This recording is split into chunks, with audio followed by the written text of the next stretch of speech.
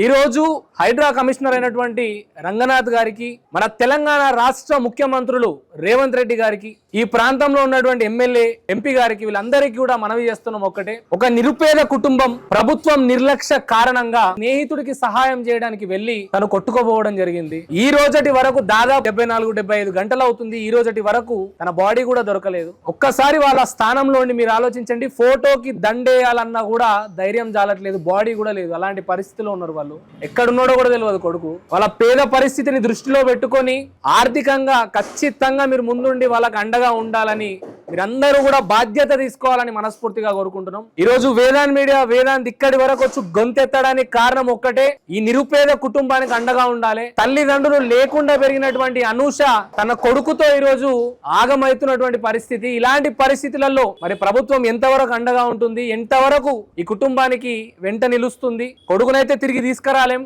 ప్రాణాన్ని తిరిగి తీసుకురాలేం, కానీ బ్రతుకున్న ప్రాణాలకు భరోసాను కలిగించే ప్రయత్నం చేయమని మనస్ఫూర్తిగా కోరుకుంటున్నాం.